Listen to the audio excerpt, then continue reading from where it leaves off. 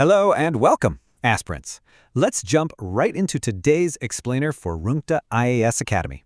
That's right. Today, Sir and I are decoding the shifting global roadmap of Indian independent cinema and really analyzing its profound relevance to your GS1 society paper. We're going to frame our whole discussion around one incredibly crucial question today. How exactly do shifting global cinema guidelines impact the representation of India's cultural mosaic? This is exactly the kind of analytical framing the UPSC mains demands, so keep this at the back of your mind as we unpack the data. Okay, let's start with Section 1, Context, Independent Cinema's Evolution. Right? So the major development we're tracking here is how new Oscar guidelines are essentially bypassing the old national committees. We can actually trace this evolution through some stellar case studies, which, by the way, are fantastic hard data points for your mains answers. Take Ritesh Batra's The Lunchbox. It was bypassed natively. Then you have Chaitanya Tamhane's Court and Rima Das's Village Rockstars. Both were official entries, but they lacked the necessary campaign backing. And of course, Neeraj Ghayan's Masaan, which achieved universal acclaim but wasn't even entered. With this new system, these brilliant films could bypass national bottlenecks based purely on their artistic merit. Let's move on to Section 2, examining the representation gap beyond the monolith.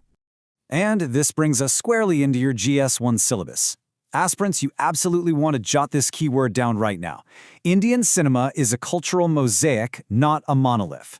A single film from the mainstream industry just cannot represent India's multiple languages, its distinct regions, and our incredibly diverse aesthetic traditions. It's literally like trying to fit an ocean into a single teacup. Absolutely, sir. And the real key here is how these multiple entry points disrupt that historical underrepresentation. We're seeing validation shift from national committees directly to international circuits. This expanded access is a massive game changer because it allows a global dialogue to override domestic endorsement. And that gives our brilliant non-mainstream filmmakers a genuine fighting chance. A quick caveat there. Expanded access isn't just a magic wand. Sustained global engagement is still absolutely crucial. Take Payal Kapadia's phenomenal work, All We Imagine Is Light. It perfectly proves that you still need strategic backing and serious visibility to convert that initial festival acclaim into actual, tangible nominations. Which leads us to Section 3, Globalization versus Local Authenticity, the core debate. This is a highly analytical area and a real favorite for UPSC examiners. Now, there is an inherent risk here, the risk of homogenization, where filmmakers might feel tempted to dilute their culture to tailor films to perceived festival tastes. But the reality? True authenticity travels well. It always has. Bong Joon-ho's Parasite is the ultimate proof that global success actually comes from preserving deep, local specificity. In his case, a very distinct Korean identity. But the lesson applies perfectly to Indian cinema. Moving on to Section 4, Challenges, the campaign infrastructure. We really need to ground this back in practical realities for your answers. Because festival success alone, it's not a guarantee of traction. The whole Academy ecosystem relies heavily on visibility and very expensive campaigning. Without established industry networks, sheer artistic merit is forced into a highly uneven competition against massive industrial muscle. Okay, Section 5, the road ahead, mains perspective.